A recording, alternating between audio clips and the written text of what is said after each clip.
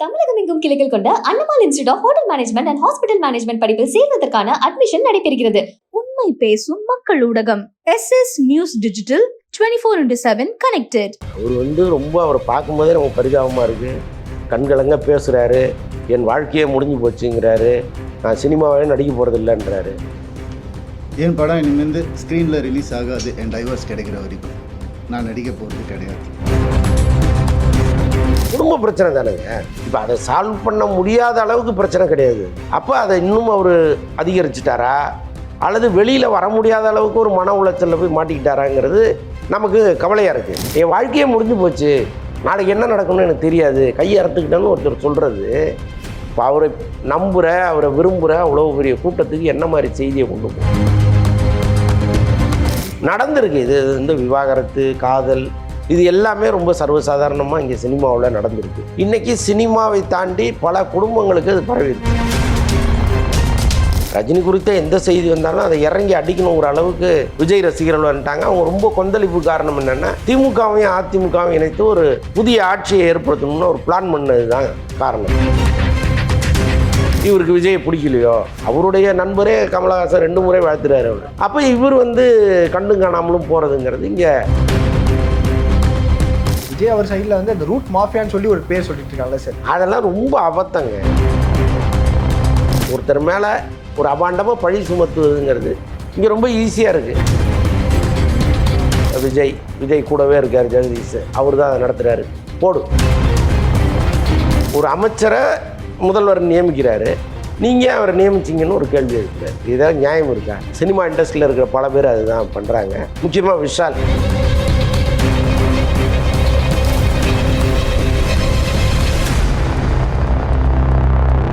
Recent times Tamil சினிமாவில் ஒரு மாதத்துக்கு ஒரு ஹாட் டாபிக் வந்துட்டே இருக்குது. அண்ட் இப்போ பேசப்படுறது ஜெயம் ரவி அண்ட் அவங்களுடைய அந்த இஷ்யூ தான். அவர் திடீர்னு ஒரு ப்ரெஸ் மீட் கொடுக்குறாரு, எனக்கு மன உளைச்சல் ஆகுது, நான் இனிமேல் சினிமா நடிக்க மாட்டேன், என்னுடைய சாவுக்குனா இவங்க தான் காரணம், இப்படி ஏகப்பட்ட விஷயம்லாம் சொல்கிறாருல்ல சார். இது நீங்கள் ஒரு பர்சனலாக எப்படி சார் பார்க்குறீங்க? இல்லைங்க, அது ரெண்டுமே தனிப்பட்ட 2 குடும்பங்களுடைய பிரச்சனை.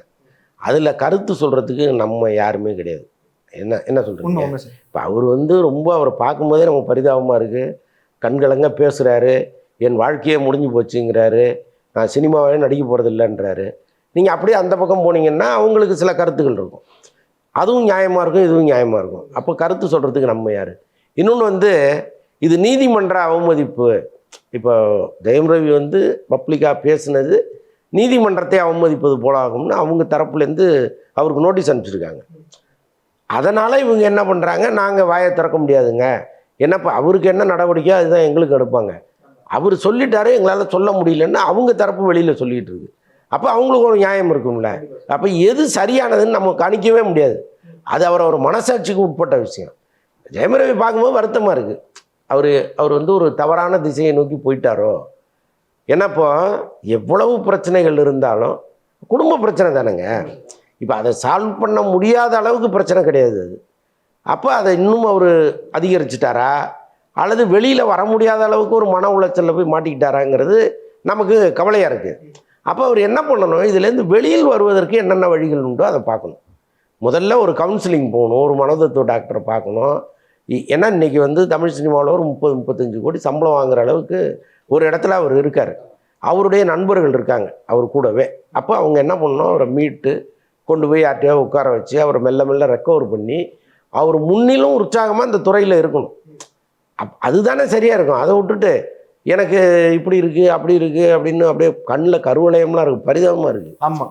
ஸோ அப்போ அதுலேருந்து நான் மீள முடியாத எனக்கு துயரமாகி போச்சு, நான் சினிமா விட்டே ஒதுங்குறேன் அப்படிங்கிறது ரொம்ப ஒரு தவறான முன்னுதாரணமாக இருக்கார் அவர். நான் இதெல்லாம் அடித்து உடச்சிட்டு நிற்கிறேன் படுறேன் அப்படின்னு சொல்கிறது தானே சரியாக இருக்கும். இப்போ நாளைய தீர்ப்புன்னு விஜய் படம் வருது, ரொம்ப தவறாக பத்திரிகைகளில் எழுதுகிறாங்க, இதெல்லாம் ஒரு மூஞ்சா அப்படின்னு எழுதுகிறாங்க. இதை அவங்க அப்பா ஃபோட்டோ எடுத்து அந்த பத்திரிகையில் வந்ததை பெருசாக ஜெராக்ஸ் எடுத்து அதை பிரிண்ட் போட்டு ஃப்ரேம் பண்ணி விஜய் வீட்டு பெட்ரூம்லேயே மாட்டுறாரு. தினமும் நீ இதை பாரு, இதுதான் உனக்கு ஊக்கம். இப்படி எழுதுனாங்கல்ல, இவங்க முன்னாடி வளர்ந்து நிற்கிறது தான் உனக்கு வெற்றி அப்படின்னு உருவாக்குறாரு. இன்றைக்கி அதே பத்திரிக்கை அவருக்கு சூப்பர் ஸ்டார் பட்டம் கொடுக்குது. அதே பத்திரிக்கை இன்றைக்கி அவருடைய படத்தை அட்டையில் போட்டு வாழ்த்துக்கள்ங்குதா? அப்போ இதை நோக்கி தானே ஒரு மனுஷன் போகணும். என் வாழ்க்கையே முடிஞ்சு போச்சு, நாளைக்கு என்ன நடக்கும்னு எனக்கு தெரியாது, கையை அறுத்துக்கிட்டேன்னு ஒருத்தர் சொல்கிறது. இப்போ அவரை நம்புகிற, அவரை விரும்புகிற அவ்வளோ பெரிய கூட்டத்துக்கு என்ன மாதிரி செய்தியை கொண்டு போகும்? அப்போ முதல்ல அவர் அதை நினைக்கணும்ல. இதுலேருந்து மீண்டு வரணும், அவ்வளோதான். ஒவ்வொருத்தருக்கும் ஒரு நியாயம் இருக்கும். அதெல்லாம் அவங்கவுங்கள அனலைஸ் பண்ணி வெளியில் வர்றது தான் சரியாக இருக்கும். ஓகே. அண்ட் இனிஷியல் டைமில் இதே மாதிரி இந்த கதைகள் நீங்கள் கேட்டுக்க மாட்டீங்க, ஆரம்பத்தில் நிறைய பார்த்துருப்பீங்களா சார்? இந்த மாதிரி பத்திரிகையில் வந்து இந்த மாதிரி காதல் ஜோடிகளோ இல்லை வந்து கணவன் மனைவி பிரிஞ்சுட்டாங்க அப்படின்னு இந்த இண்டஸ்ட்ரியில் இருக்கவங்களாம் இந்த மாதிரி செய்தி எழுதும் போது அவங்களும் நேரடியாக வந்து இல்லை இந்த மாதிரி நியூஸஸ்லாம் வந்து பண்ணாதீங்கன்னு சொல்லி உங்களை ஏதாவது அப்ரோச் பண்ணுவாங்க? நிறையா அப்போ செய்திகள் வரும்போது சொல்லுவாங்க, சார் இது நடந்ததே வேறு, நீங்கள் தவறாக புரிஞ்சுக்கிட்டு சொல்லிட்டீங்க, இப்படி எழுதிட்டீங்க அப்படின்லாம் சொல்லுவாங்க. உடனடியாக அதை வந்து மறுத்து அடுத்த வாரம் நம்ம எழுதுவோம். ஸோ இதெல்லாம் நடந்திருக்கு. இது வந்து விவாகரத்து, காதல், இது எல்லாமே ரொம்ப சர்வசாதாரணமாக இங்கே சினிமாவில் நடந்திருக்கு. இன்றைக்கி சினிமாவை தாண்டி பல குடும்பங்களுக்கு அது பரவிருச்சு. இப்போ இன்றைக்கி பெண்கள் இண்டிவிஜுவலாக நிற்பதற்கு தயாராகிட்டாங்க. ஒரு காலத்தில் வந்து என்ன பண்ணாலும் நம்ம புருஷன்தான், நம்ம வாழ்வாதாரமே அவர் தான், அவர் விரட்டி விட்டார்னா நடு ரோட்டில் தான் நிற்கணும்னு பல பேர் பயந்து அஞ்சு ஒடுங்கி இருந்ததெல்லாம் உண்டு. நடிகைகளே சொல்கிறேன். ஓகே. ஆனால் இன்னைக்கு காலம் மாறி எல்லாருமே இண்டிவிஜுவலாக நிற்கக்கூடிய சூழ்நிலையும் தைரியமும் வந்துருச்சு. அப்போ விவாகரத்துங்கிறது வந்து ரொம்ப ஜாஸ்தி ஆயிடுச்சு. குடும்ப நல கோர்ட்டுக்கு போனீங்கன்னா கேஷுவலாக ஆயிடுச்சு, ரொம்ப கேஷுவலாக கூட்டம் வர ஆரம்பிச்சிருச்சு. அப்போ இதை வந்து ஒரு காலத்தில் பார்த்த மாதிரி இப்போ நம்ம பார்க்க முடியாது. அண்ட் இப்போ ரஜினிகாந்த் அவர்கள் ஒரு ரீசெண்டாக ப்ரெஸ் மீட் விட்டார் சார். அதுவுமே வந்துட்டு இப்போ எனக்கு விஜய் மேலே இந்த எதுவும் இல்லை, அவருக்கு வாழ்த்துக்கள் அப்படின்னு சொல்லி பேசினாரு. அண்ட் அவர் சடனாக ப்ரெஸ் மீட் கொடுக்குறதுக்கு காரணம் எல்லா அட்டென்ஷனை திருப்புற மாதிரி இருக்குன்னு சொல்கிறாங்க. அப்படியா சார்? இல்லைங்க, அட்டென்ஷன் திருப்புறது கிடையாது. அவரை பற்றிய அந்த தவறான செய்தி வந்து அது தவறுன்னு அவர் சொல்கிறாரு. அந்த தவறான செய்தி ரொம்ப பரவி ரஜினிக்கு எதிராக ஒரு மிகப்பெரிய ஃபோர்ஸாக அது மாறிடுச்சு. ரஜினி குறித்த எந்த செய்தி வந்தாலும் அதை இறங்கி அடிக்கணுங்கிற அளவுக்கு விஜய் ரசிகர்கள் வந்துட்டாங்க. அவங்க ரொம்ப கொந்தளிப்பு காரணம் என்னென்னா, திமுகவையும் அதிமுகவும் இணைத்து ஒரு புதிய ஆட்சியை ஏற்படுத்தணும்னு ஒரு பிளான் பண்ணது தான் காரணம். அவர் பண்ணலன்னு அவர் சொல்லிட்டாரு, அது இல்லாமல் கூட இருக்கலாம்.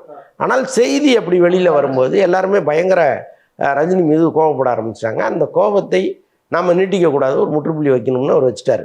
இது அவர் இன்னும் முன்னாடியே செஞ்சுருக்கணுங்கிறத நம்ம விருப்பம்.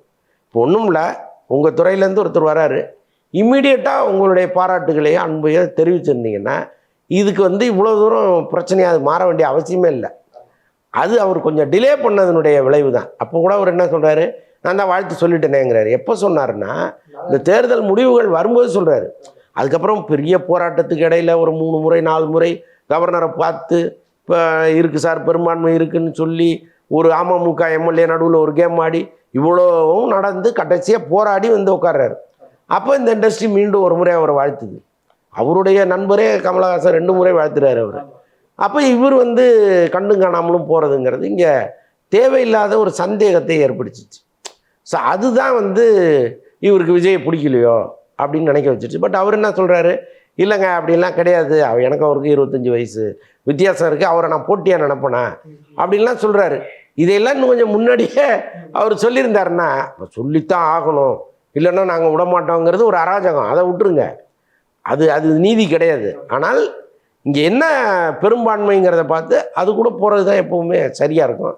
அதை அவர் செய்வதற்கு தவறிட்டார்.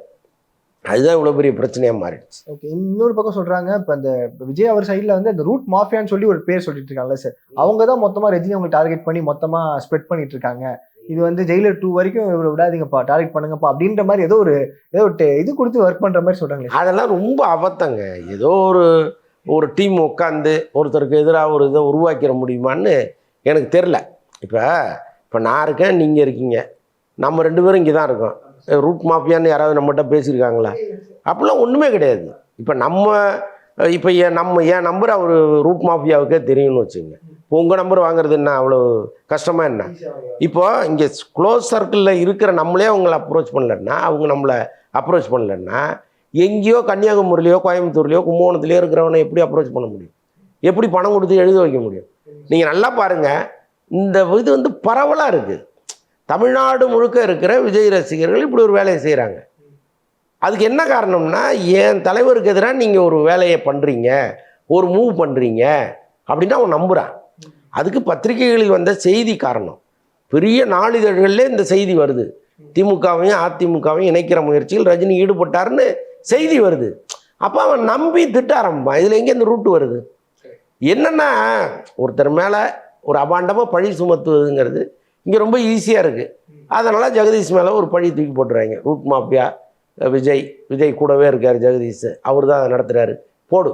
அண்ட் இப்போ வரைக்குமே இது ஒரு பழைய கதையாக சொல்லியிருந்தாலுமே சரி, இப்போ ரஜினி அவர்கள் 1996 அப்படி வந்திருந்தா அவர் தான் நிறைய சிஎம் இருப்பாருன்ற மாதிரி இப்போ அதுக்கு கொஞ்சம் பேசுகிற மாதிரி சொல்லிட்டு இருக்காங்களே சார். அந்த காலகட்டத்தில் அந்த பவர் அப்படி இருந்துச்சு சார். 96 அந்த இது இருந்துச்சு. ஓகே, அந்த கிரேஸ் 96 ரஜினிக்கு வந்து அப்படி ஒரு பவர் இருந்துச்சு. அவருக்கும் ஜெயலலிதா அம்மாவுக்கும் ஒரு கடுமையான வார் இருந்துச்சு. படத்தில் வந்து அவர் நிறைய மறைமுகமாக வசனங்கள்லாம் வச்சார். அவர் அன்னைக்கு வந்திருந்தாருன்னா அவர் சிஎம். அதுக்கப்புறம் அவர் அந்த முயற்சியில் அவர் ஈடுபடவும் இல்லை. ஏதோ ஒரு காரணத்தினால அவருக்கு ஒரு பயம் ஒன்று இருந்துச்சு. கலைஞரையோ ஜெயலலிதா அம்மாவோ எதிர்த்து நம்ம இங்கே ஒரு கட்சி ஆரம்பித்து நிலைச்சி நின்றுட முடியுமா அப்படிங்கிற பயமெல்லாம் அவருக்கு இருந்துச்சு. ஸோ அதன் காரணமாக அவர் யாரோ ஒருத்தருக்கு சப்போர்ட் பண்ணி அப்படி லைஃப்பை ஓட்டிட்டார். இப்போ அரசியலுக்கு வர்றேன் 234 தொகுதியில் நிற்கிறேன்னு தூக்கி போட்டார் பாருங்க. அன்னைக்கே அவருக்கான பலம் இல்லை. அதுக்கப்புறம் தான் அவர் ஒரு சர்வே எடுக்கிறாரு, ஜோசியர்கள்ட்ட கேட்குறாரு, எல்லாமே ஒரே ரிசல்ட்டை கொடுக்குது. 15% மேலே நீங்கள் வாங்க முடியாது சார்னு. அதையே அவர் சொல்கிறார். ஒரு 15% வாங்கி ஓட்டை கலைக்கிறதுக்கு நான் எதுக்குன்ட்டு அவர் போகிறாரு. அந்த யதார்த்தத்தை அவர் புரிஞ்சுக்கிட்டார். அதனால் காலம் வந்து அவருக்கு 96 ஒரு வாய்ப்பு கொடுத்துச்சு. அதை அவர் தவற விட்டார். இவருக்கு கிடைத்த அந்த 26 வாய்ப்பை சரியாக பயன்படுத்திட்டார், அவ்வளோதான். அண்ட் இது கடைசி கேள்வி சார். என்னன்னா, இப்போ கமலஹாசனாக இருக்கட்டும் அண்ட் விஷால் அவர்களாகட்டும், இப்போ முதலமைச்சர் இப்போ விஜய் அவர்கள் பண்ணுறாரு அப்படின்னா டக்குன்னு வந்து நீங்கள் ஒரு டிக்கெட் புக்கிங் ஆப் வந்து கவர்மெண்ட் மூலமா இது பண்ணுங்க. இப்போ ஒரு படம் ஒரு 50% முடிஞ்சுன்னா ஒரு 10% கொடுங்க. அண்ட் விஷால் அவர்கள் வந்துட்டு இவரை நீங்கள் நியமிச்சிடக்கூடாது, அவங்க நியமிச்சிடலாம்னு சொல்லி ட்வீட்டில் வந்து போட்டே இருக்காங்க சார். இது வந்து எல்லாருமே எப்படி பார்க்குறாங்க, நண்பர்கள்ட்ட இருந்து ஏதோ வாட்ஸ்அப் டெக்ஸ்ட் அனுப்புற மாதிரி ஏதோ பண்ணிட்டு இருக்க மாதிரி இருக்குது. இது எப்படி சார் இருக்குது? இல்லைங்க, முதல்வர்னா அவருக்குன்னு ஒரு மரியாதையை நீங்கள் கொடுத்துடணும். அதுக்கு முன்னாடி அவர் யாராக வேணாலும் இருக்கலாம். இன்றைக்கி பாருங்கள், ரபி பெர்னாட் பிரபலமான செய்தியாளர். அவர் சன் நியூஸில் இருந்தார், உங்களுக்கு தெரியும், சன் டிவியில் இருந்தார். அதுக்கப்புறம் ஏடிஎம்கேல எம்பி ஆனார். அவர் லயோலா காலேஜில் விஜயோட ஆசிரியர். அவர் விஸ்காமில். அவர் ஒரு பேட்டியில் சொல்கிறாரு, இன்றைக்கி ஸ்ரீநாத் இருக்கார்ல, இப்போ தூத்துக்குடியில் நின்னார் பாருங்க, அவர் விஜய், இந்த சஞ்சய்ன்னு ஒரு பையன் டிவியில், இவங்க 3 பேரும் அன்றைக்கி வந்து ஒன்றாவே இருப்பாங்க, 3 பேருமே கிளாஸ்மேட்ஸ் அப்படின்னு சொல்கிறாரு. அதே ஸ்ரீநாத் இன்றைக்கி அவர் பேட்டிகளில் பாருங்கள் தலைவர்னு தான் சொல்லுவார், விஜய் சார் அப்படின்னு தான் சொல்லுவார். தனிப்பட்ட முறையில் அவங்க வாடா போடா ஃப்ரெண்ட்ஸாக இருக்கலாம். ஆனால் பொதுவில் பேசும்போது அவர் ஒரு கட்சி தலைவராக இருக்கும்போது தலைவர்ன்றாரு, இன்றைக்கி சிஎம் ஆகிட்ட பிறகு சிஎம்னு சொல்கிறாரு. அப்போ அந்த மரியாதையை, அந்த சீட்டுக்கான மரியாதையை நீங்கள் கொடுத்தாகணும். என்னோட நடித்தவர் இவர், அல்லது வந்து என்ன மாதிரி அவர் ஒரு நடிகர், நான் நினச்ச நேரத்துக்கு அவருக்கு ஒரு கருத்து சொல்லுவேன், அந்த கருத்தை அவர் கேட்டுக்கணும், நான் நினச்ச நேரத்தில் அவரை பார்க்க போவேன் அப்படின்னா அது எவ்வளோ முட்டாள்தனமான ஒரு முடிவு. இன்றைக்கி இது சினிமா இண்டஸ்ட்ரியில் இருக்கிற பல பேர் அதுதான் பண்ணுறாங்க.